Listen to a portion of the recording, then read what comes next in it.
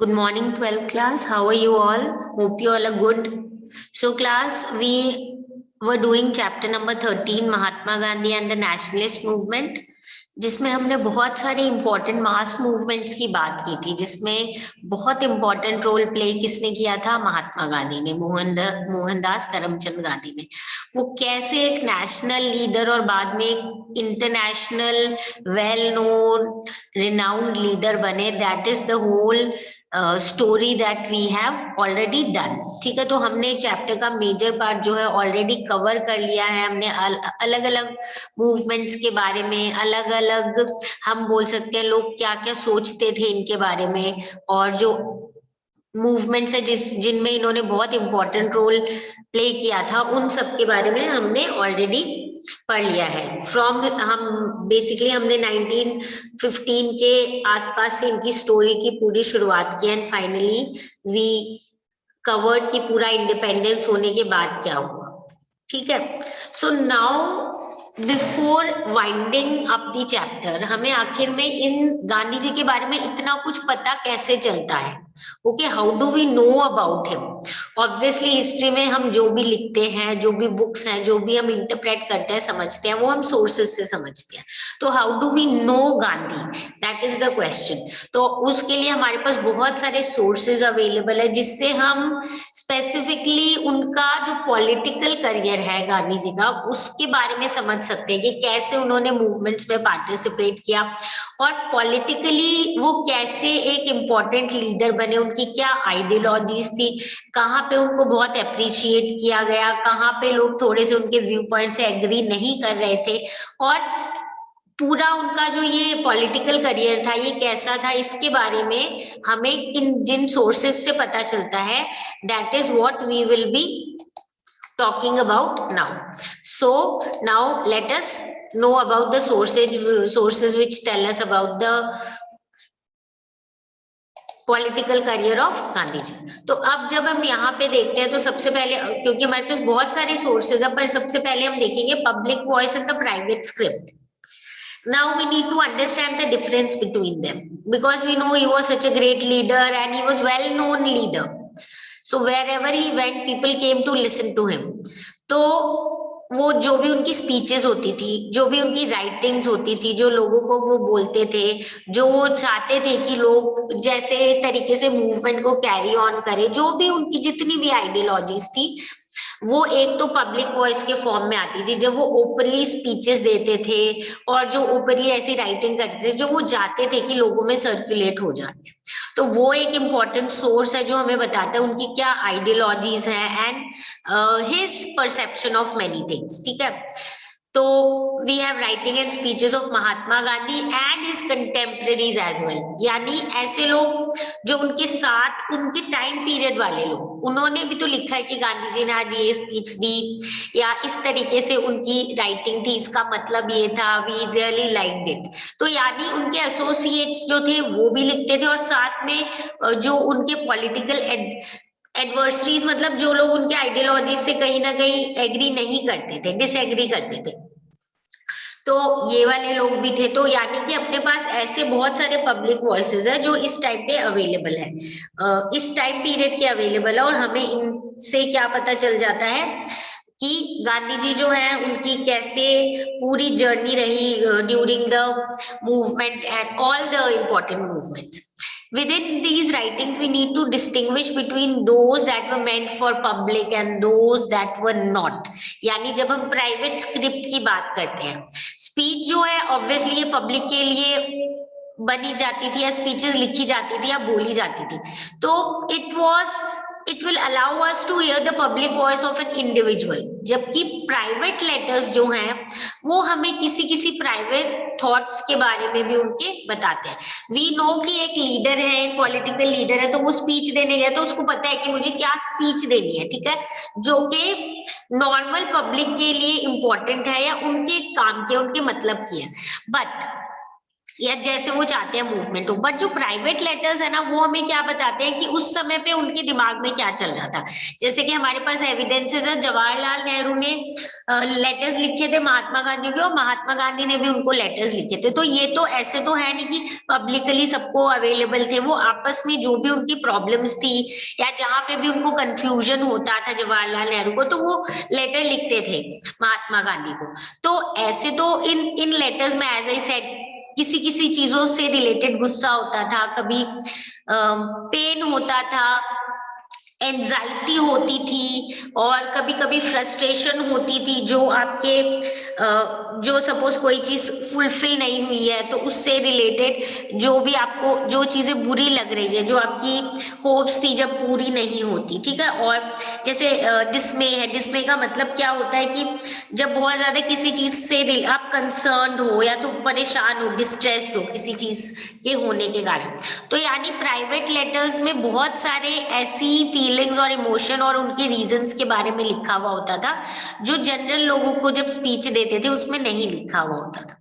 But फिर भी हमें एक चीज क्या ध्यान रखनी है यहाँ की, पब्लिक पब्लिक प्राइवेट डिस्टिंक्शन जो है वो बहुत ज्यादा नहीं था, क्योंकि इनको पता था ये वेल नोन लीडर्स है, नेशनल लीडर्स हैं, तो हो सकता है कभी इनके लेटर्स क्या हो जाए, पब्लिश हो जाए। तो फिर हो सकता है कि ये पब्लिक स्फेयर में आ जाएंगे, सब लोग इन लेटर्स को पढ़ेंगे। तो इसीलिए जो इन लेटर्स में लैंग्वेज लिखते थे और जो बातें लिखते थे, वो ये सोच समझ के लिखते थे, बहुत केयरफुली लिखते थे कि अगर बाय चांस ये पब्लिक में आ भी गई, अगर ये लेटर्स भी प्रिंट हो गए, पब्लिश हो गए, तो ऐसे लैंग्वेज होना चाहिए और ऐसी बातें होनी चाहिए which will not create any kind of trouble letter. तो वैसे तो पब्लिक प्राइवेट में डिस्टिंक्शन, पब्लिक और प्राइवेट जो हमारे पास सोर्सेज है उनमें डिस्टिंक्शन है, पर बहुत ज्यादा डिस्टिंक्शन भी नहीं है, ठीक है। एज आई सेड कि उनको एक फेयर था कि कभी भी प्रिंट हो सकता है, तो एकदम ओपनली वो अपने लेटर्स में सारी चीजों को एक्सप्रेस नहीं करते थे, ठीक है। इसके अलावा महात्मा गांधी रेगुलरली जर्नल भी प्रिंट करते थे, पब्लिश करवाते थे, हरिजन नाम की, जिसमें वो प्रिंट करवाते थे और पब्लिश करवाते थे letters that others wrote to him. बाकी लोगों ने, जैसे कोई भी उनको किसी भी इंपॉर्टेंट मैटर से रिलेटेड लेटर्स लिखते थे, और अगर उनको लगता था कि ये ऐसा है कि it can be shown to public और कैन बी पब्लिश, तो वो उनको भी पब्लिश करवा लेते थे। Similarly as I just said, Nehru जो है उन्होंने बहुत सारे जो लेटर्स हैं, जो letters that were written to him during the national movement, उनको उन्होंने थोड़ा एडिट किया है।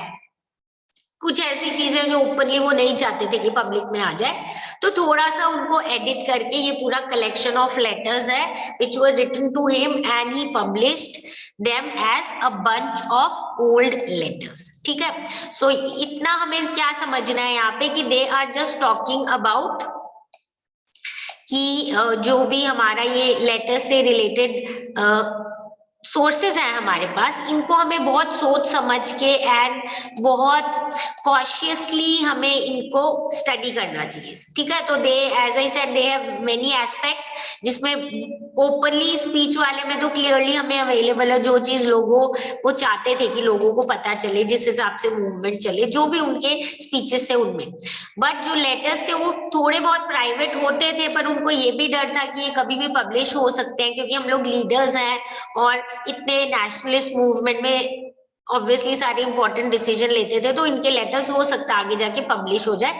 तो ये इस हिसाब की लैंग्वेज और इस हिसाब की बातें लिखते थे विच would not create any kind of or any sort of problem later, ठीक है। So we have evidences of few letters about which we will study in detail. Okay, first let us just quickly go through the sources which tell us about Mahatma Gandhi, and then we will read these sources, the ones that are given in our book, to understand better कि what are they wanting us to know about this time period, या especially ये source के form में कैसे हमारे लिए useful है ये चीज, ठीक है।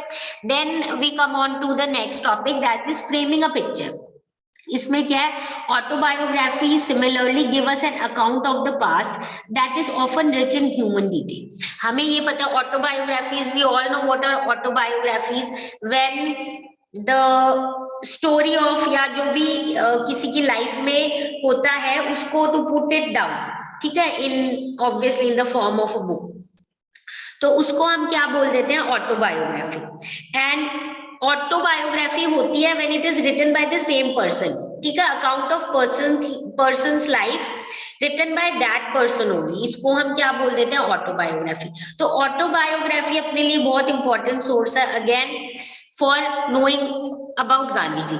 But here again we have to be careful of the way we read and interpret the autobiographies. क्या है, हमें ये देखना है कि जिसकी भी ऑटोबायोग्राफी है और जिसने भी लिखी है वो क्या दिखाना चाहते हैं, ठीक है, मतलब वो क्या बता रहे हैं, what do they want the people to know about them. दूसरी चीज है कि जब ऑटोबायोग्राफी आप लिखते हो तो आपका उस टाइम पे क्या मेमोरी है, क्या चीजें आपके लिए इंपॉर्टेंट है, उस हिसाब से आप लिखोगे। Maybe there is some event that occurred in your life and you don't consider it that important, or maybe you know it is important but you don't want to share it with others. तो इसलिए हमें autobiographies जो उनकी तरफ बहुत ध्यान से उनको भी हमें सोच समझ के ही एज अ सोर्स यूज करना चाहिए, ठीक है। So this is, but whatever it be, they also are very important source which tell us lot about that time period, और किस तरीके से महात्मा गांधी जो उनके जो उन्होंने स्टेप्स लिए थे मूवमेंट्स के टाइम पे, वो क्यों लिए थे इस टाइम से, ठीक है। तो हर ऑब्वियसली हमें पता है हर सोर्स जिस पे हम डिपेंड करते हैं उसको हमें बहुत ध्यान से समझना पड़ता है, क्योंकि उसके पीछे का इंटेंशन जानना बहुत जरूरी है। एक तो जो लिख रहा है उसका क्या परसेप्शन है, उसका क्या व्यू पॉइंट है, दूसरा ऑटोबायोग्राफी में कौन सी आपकी लाइफ की चीजें हैं जो आप बताना चाहते हो टू अदर्स, ठीक है। एंड उसके बाद इससे अपने को यही कि आपको क्या क्या चीजें याद है, आप क्या चाहते हो लोगों को आपके बारे में पता चले। एक तरीके से हम बोल सकते हैं, जैसे ये जो हेडिंग है, framing a picture, how do you want people to know you, ठीक है, आप कैसा चाहते हो लोग मुझे ऐसा समझे, उस हिसाब से ही आप क्या करोगे, ऑटोबायोग्राफी लिखोगे। तो you are actually framing a picture of yourself. And so in reading these accounts हमें बहुत ध्यान से देखना होता है कि बहुत ऐसी चीजें जो ऑथर ने नहीं बताई है, तो हमें इन चीजों को मतलब we should try to understand the hidden aspects in these books. Hidden aspect और फिर रीजन कि इसको हिडन क्यों रखा, इस चीज को अगर हमें पता है कि ये वाली भी इंपॉर्टेंट इवेंट थी तो इसको क्यों नहीं बताया गया था, ठीक है। तो अगेन कि क्या ये जानबूझ के हुआ था कि भाई उन्होंने वो पॉइंट नहीं रखा, या फिर ऐसा हुआ था कि may be just skip of, हम बोलेंगे वो जो चीज है वो दिमाग से उस टाइम के लिए निकल गई थी when they were writing about the autobiography, ठीक है। तो ये इंटेंशनल था या ये अनइंटेंशनल था, ठीक है। So this is all about हम बोल सकते हैं ऑटोबायोग्राफी, है ना। एंड इसके साथ साथ हमें autobiography just understand if the question comes they will obviously ask for the sources and also they will ask you कि what are the problems of these sources, ठीक है। तो ऑटोबायोग्राफी का सिंपल है, क्लियर है, इंपॉर्टेंट तो है, हमें बहुत कुछ बताते हैं about the life of the people, but ये ऑटोबायोग्राफी जब खुद लिखी गई है तो ऑब्वियसली वो अपने आप को कैसे प्रेजेंट करना चाहते हैं that is only mentioned, so we need to see the things that are not mentioned and the reason behind it, ठीक है। तो ये तो ऑटोबायोग्राफी का हो गया।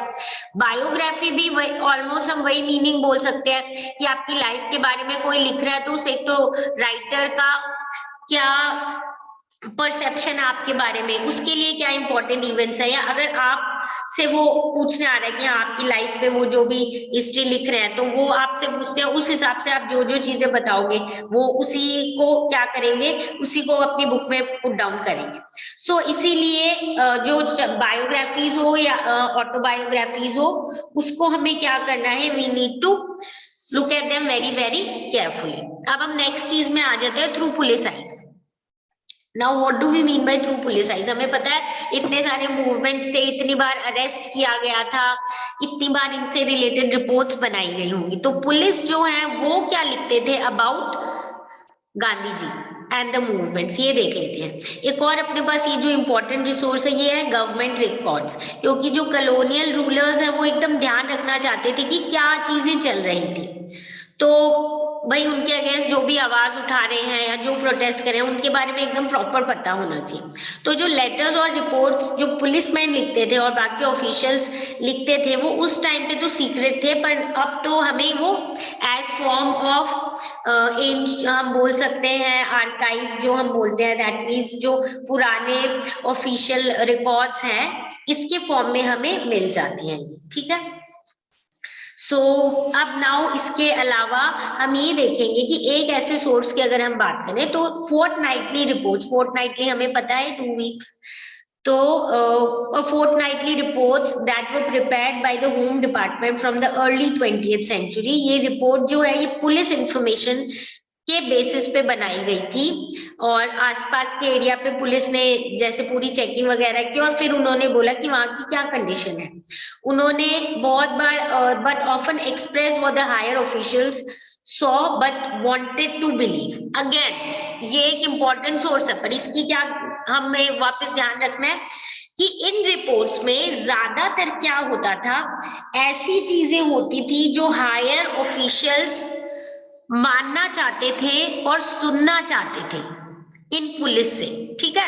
यानी पुलिस जो है वो इंफॉर्मेशन इस हिसाब से देती थी, इस टाइप की देती थी जिससे जो हायर ऑफिशियल है वो सेटिस्फाइड रहे, मतलब they should not B distressed, या उनको ये नहीं लगना चाहिए कि ये ऐसे कैसे हो सकता है, हम तो ये एक्सपेक्ट नहीं कर रहे थे या this was not to be done. तो इन रिपोर्ट्स में वैसे तो पुलिस इंफॉर्मेशन है from localities but they often express what the higher official saw और वांटेड टू बिलीव। अब इसमें भी अगर हम देखेंगे कि जब भी ये बात करते थे अबाउट कि रिबेलियन ऐसा हुआ है और यहाँ पे रिबेलियन हो रहा है एंड स्पीचेस जो हो रही हैं, जैसे सेडिशन का मतलब होता है जिन स्पीच से आप क्या करते हो रिबेल्स को और उसके लिए हम बोलेंगे जैसे भड़काना या उनको और इन्फ्लुएंस कर रहे हो, ठीक है। तो उनसे रिलेटेड जब भी ये लोग चीजें इंफॉर्मेशन प्रोवाइड करते थे तो तब भी उसमें हमें कुछ चीजों को समझने की जरूरत है। So while noticing the possibility of sedition and rebellion they like to assure themselves that these fears were unwarranted. मतलब कोई बहुत बड़ी बात नहीं है ये जो मूवमेंट्स वगैरह कर रहे हैं या ये जो स्पीचेस कर रहे हैं जिसमें ये बोल रहे हैं कि ना people are influenced by us and this, these are not justified, they are not that big. Reports for the period of the salt march you will notice कि that the home department was unwilling to accept कि गांधी जी का ये action है salt march वाला, इससे भाई इतना ज्यादा इन्फ्लुएंस हो गया है कि लोग इतने ज्यादा आके है ना इन्होंने मूवमेंट में ज्वाइन कर लिया, they were not ready to accept. मतलब एक तरीके से हम बोल सकते हैं कहीं ना कहीं वो ये मानना चाहते थे कि इंडिया का जो नेशनलिस्ट मूवमेंट है अंडर गांधी जी, और अगर स्पेसिफिकली बात करें सॉल्ट मार्च के लिए तो वो कह रहे हैं इतना बड़ा नहीं है, लोग ऐसे ही बोल रहे हैं, ठीक है।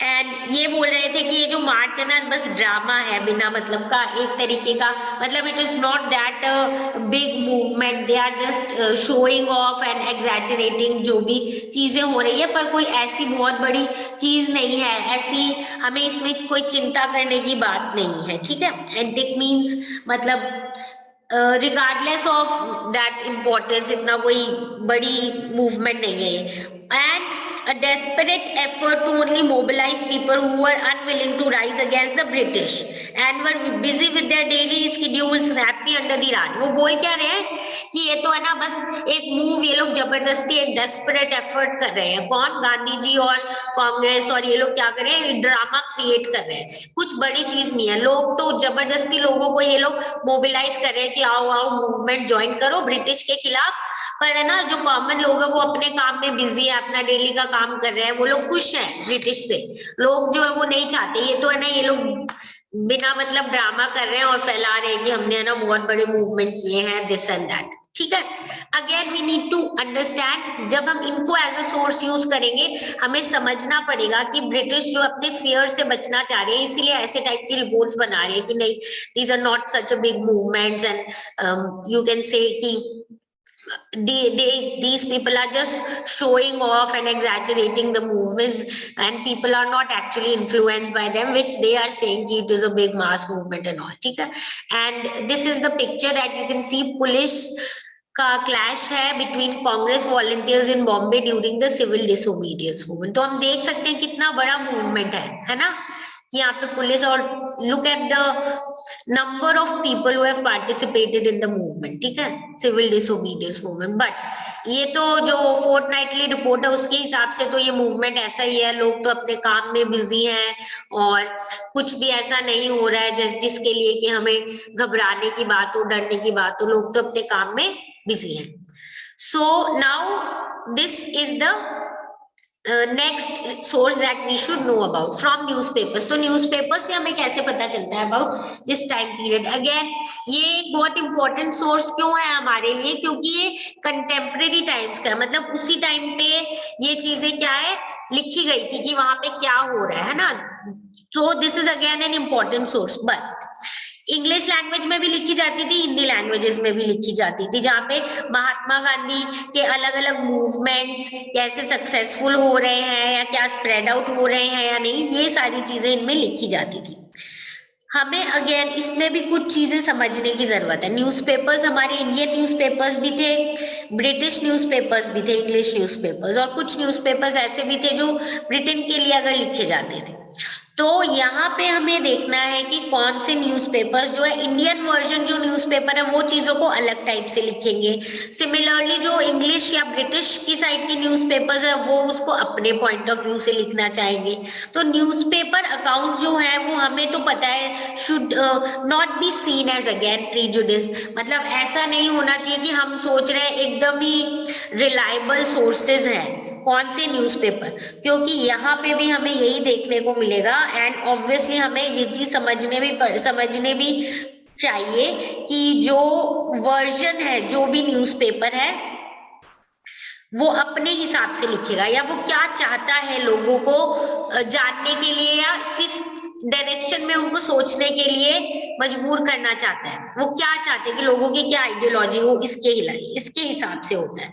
तो इसलिए आप जिस साइड के हो, आप जो जिस न्यूज़पेपर का जो एडिटर है या जो आपके पब्लिशर्स हैं, जो आर्टिकल्स लिखते हैं, जो पूरा न्यूज़ लिखते हैं, उसका पॉइंट ऑफ व्यू भी बहुत इंपॉर्टेंट मैटर करता है। So these were published by people who had their own political opinions, world view, इनके आइडियाज जो हैं उसी हिसाब से पब्लिश किए जाते थे जो इनका खुद की आइडियोलॉजी थी।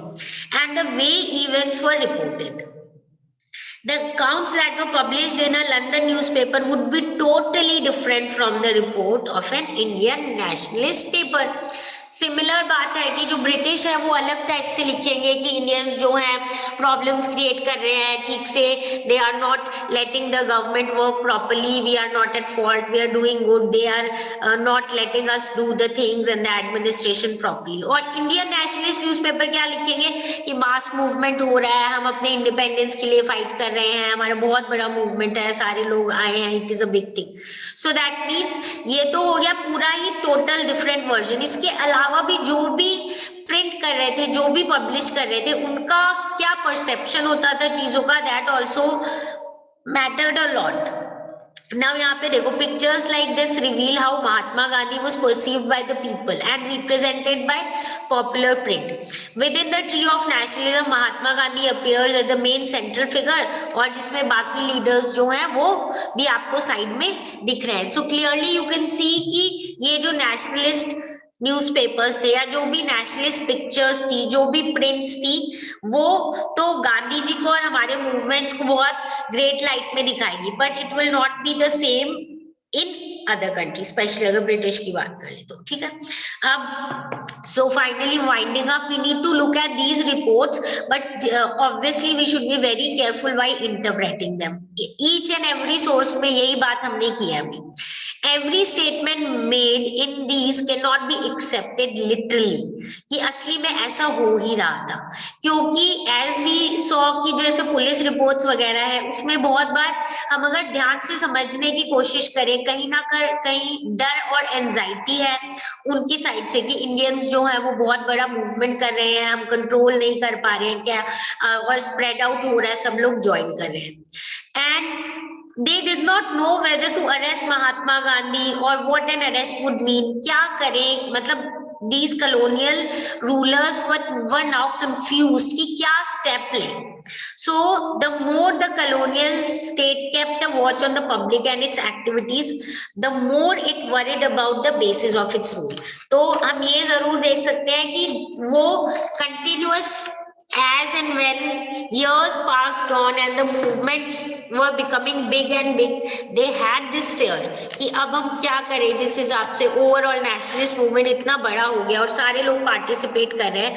सो they knew that soon obviously India will lose their control over India as an imperialist power and India will obviously become free. Independence हो जाएगा and that happened. So we'll just quickly go through this timeline. We have studied all of them during the chapter, but एक बार जल्दी से review कर लेते हैं. 1915 में हमें पता है Mahatma Gandhi returns from South Africa. 17 में चंपारण मूवमेंट, 18 में पेजेंट मूवमेंट खेड़ा और वर्कर्स मूवमेंट अहमदाबाद में. 1919 में रॉलेट सत्याग्रह. 1919 में फिर जलियांवाला बाग मैसेकर. 21 में नॉन कोऑपरेशन एंड खिलाफत मूवमेंट. पेजेंट मूवमेंट बरदोली में 1928 में हुआ था. 1929 में पूर्ण स्वराज को एक्सेप्ट किया गया था कि अब हम लोग पूर्ण स्वराज की ही डिमांड करेंगे लाहौर कांग्रेस में. 1930 में सिविल डिसोबीडियंस स्टार्ट हुआ दांडी मार्च से. 31 में गांधी इरविन पैक्ट और सेकेंड राउंड टेबल कॉन्फ्रेंस हुआ जिसका अल्टीमेटली ऐसा कुछ फाइनल डिसीजन निकला नहीं. 1935 में गवर्नमेंट ऑफ इंडिया एक्ट जिसने बोला कि हम थोड़ा रिप्रेजेंटेटिव गवर्नमेंट को पावर देंगे, ठीक है, इंडिया को थोड़ा बहुत पावर दे देंगे रिप्रेजेंटेटिव फॉर्म ऑफ गवर्नमेंट में. 1939 में कांग्रेस मिनिस्ट्रीज ने रिजाइन कर दिया जब इन्होंने बोला था कि हम कांग्रेस ने बोला था हम आपको सपोर्ट करेंगे वर्ल्ड वॉर 2 में पर आप हमें आफ्टर द वॉर इंडिपेंडेंस दोगे. जब उन्होंने मना कर दिया ब्रिटिश गवर्नमेंट ने तो द मिनिस्ट्रीज रिजाइन. 1942 में क्विट इंडिया मूवमेंट अपना स्टार्ट हो गया था अगस्त में. 46 में visits Noakhali and other riot torn areas to stop the communal violence. और इसके बीच में ऐसे आप सीक्वेंस में याद करना चाहो तो 1916 में भी जो इम्पोर्टेंट पेजेंट आया था चंपारण से रिलेटेड, और 1920 में वो डिस्कस कर रहे थे कि हाँ नॉन कोऑपरेशन को साथ में मिला लेते हैं खिलाफत मूवमेंट और कांग्रेस सेशन में, ऐसे करके उन्होंने ये चीजों को डिसाइड किया था. तो 15 से लेके 21 तक तो आप इसको सीक्वेंस में याद कर सकते हो, ठीक है. 15 में आए गांधी जी. 16 में वो चंपारण का पेजेंट्स अपनी प्रॉब्लम लेके आए इंडिगो प्लांटेशन से रिलेटेड, प्लांटर्स जो उनको एक्सप्लॉइट कर रहे थे. 1917 में चंपारण का रिवोल्ट हुआ. 18 में खेड़ा और वर्कर्स मूवमेंट अहमदाबाद में. 19 में रॉलेट एक्ट और जलियांवाला बाग मैसेकर. फिर 1920 में उन्होंने सोचा कि इस तरीके से हम मास मूवमेंट लॉन्च करते हैं, इस खिलाफत मूवमेंट को ऐड कर लेते हैं. पूरा डिसाइड किया कि कैसे हम इस मूवमेंट को आगे बढ़ाएंगे और मास मूवमेंट बनाएंगे. फिर 21 में हमारा नॉन कोऑपरेशन मूवमेंट एंड खिलाफत मूवमेंट स्टार्ट हुआ. 1922 में हमें पता है चौरी चौरा के बाद नॉन कोऑपरेशन मूवमेंट को कॉल ऑफ कर दिया था, ठीक है. फिर थोड़ा सा यहाँ पे गैप हो गया था क्योंकि गांधी जी सोशल रिफॉर्म्स और इस सब में लग गए थे, तो मूवमेंट्स हो रहे थे बट ऐसा कोई बहुत बड़ा मास मूवमेंट नहीं हुआ था, ठीक है. उसके बाद हमें पता है civil disobedience movement and quit India movement सबसे इंपॉर्टेंट था. एंड देन फाइनली 15 अगस्त 1947 को we got our independence. So this is all about the chapter. We are just left with few of the sources. Just these are not that you can say difficult, just important. ऐसे letters लिखे हुए जिसमें एक दूसरे के जो भी problems थी, पहले हम letters में तो देखेंगे जो problems थी जवाहरलाल नेहरू में और जो दूसरे कुछ leaders थे जैसे कि राजेंद्र प्रसाद, उनमें किन्हीं टॉपिक्स किन्हीं इश्यूज पे जब एग्रीमेंट नहीं होता था तो वो कैसे एक दूसरे को जैसे लेटर लेटर्स लिखते थे और फाइनली महात्मा गांधी उनके बीच में क्या करते थे, मीडिएट करते थे। तो ये हमारे पास ये कुछ लेटर्स हैं। उसी तरीके से हमारे पास कुछ फोर्टनाइटली रिपोर्ट जो हमने पुलिस वाली बात की थी वो है, जिनके बारे में हम अगेन पढ़ेंगे, तो we will get to know कि हाँ जो सोर्सेज है वो किस तरीके से लिखे जाते थे और क्यों हमारे लिए इम्पोर्टेंट है। ठीक है, so with this though we somewhere complete the chapter, पर हम सिर्फ सोर्सेज जो हैं हमारे रह गए हैं, जो हमने डिस्कस करेंगे in our next class. Okay, so whatever we have covered today, if you have any doubt relating to it, do come back with your doubts and we'll discuss and solve.